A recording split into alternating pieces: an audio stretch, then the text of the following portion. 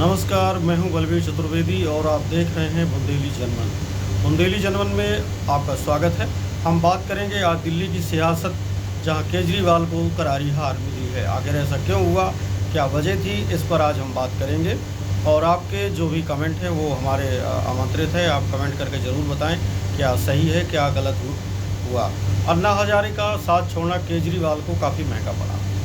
भ्रष्टाचार की लड़ाई छोड़कर अन्ना हजारे ने जो जन आंदोलन चालू किया था लोकपाल के लिए, उसमें काफ़ी मशक्क़त दिखाई थी केजरीवाल, मनीष सिसोदिया और अन्य उस समय के बाबा रामदेव सहित किरण बेदी को लेकर के। लेकिन उसके बाद क्या मिला, ये पूरे देश को पता है, आपको पता है। एक नेताओं के साथ जो कुछ भी हुआ उसमें पार्टी का सफाया होता हुआ नज़र आया। यदि ऐसा विचार आप में है तो उससे पहले थोड़ी सी दृष्टि आप कुछ ज़रूरी दस्तावेज पर डालें और बताएं कि सही हुआ या नहीं। अन्ना हजारे के मुंह से माइक छीनकर रामलीला मैदान में आप लोगों को पता होगा कि आज के आधुनिक कवि जो कवि विश्वास सबकी जुबां पर छाए हुए हैं, उन्होंने केजरीवाल से को माइक पकड़ाया और प्रसाद भूषण, अग्निवेश, आशुतोष जैसे लोगों ने केजरीवाल को मनोबल बढ़ाया और अन्ना हजारे को उस आंदोलन से पूरी तरह सफाया कर दिया। उसके बाद एक ऐसी लिस्ट नेताओं की तैयार हुई जो आपको पहले दिल्ली के चुनाव में मालूम है। अन्ना हजारे लोक बिल से अस्तित्व में आए। केजरीवाल अन्ना की वजह से फेमस हुए। कुमार विश्वास, अरविंद केजरीवाल और यादव, किरण बेदी, अन्ना हजारे आज भी जिंदा है, लेकिन लोकपाल बिल कहीं भी दिखाई नहीं पड़ रहा है।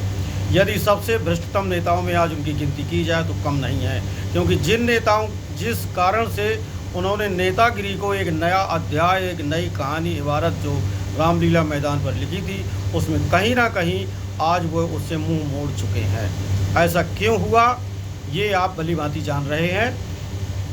लेकिन इसमें जो सबसे बड़ी बात है वो हमारे कहने का मतलब ये है कि आखिर अन्ना हजारे पर ऐसा क्या दबाव था, क्या भारतीय जनता पार्टी ने ऐसा कौन सा दबाव बनाया या किसी अन्य पार्टी ने या किसी अन्य राजनीतिक संगठन ने, जिसके कारण अन्ना हजारे को जन लोकपाल बिल भूल करके और केजरीवाल को किसी भी तरह से उसके अस्तित्व को बचाने में सामने नहीं आई।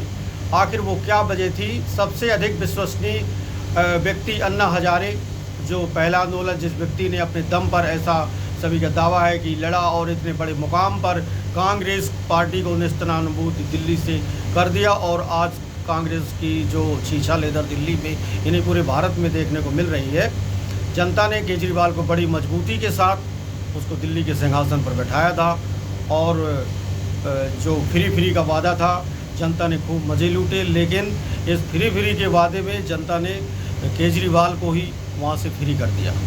आखिर क्या सही हुआ, या दिल्ली की जनता के साथ, या मोहल्ला क्लिनिक की जिसकी तारीफ़ अमेरिका ने की, और साफ़ सफाई हो, स्वास्थ्य व्यवस्था हो, या दारूबाजी के कारण अन्ना हजारे ने जिस तरह से उनका कोई साथ नहीं दिया, या क्यों जन लोकपाल विधेयक में दोबारा फिर उन्होंने कोई रणनीति नहीं बनाई है, उससे साफ मालूम होता है कि केजरीवाल को गलत तरीके से मैसेज दे करके वहाँ से डैमेज किया गया है।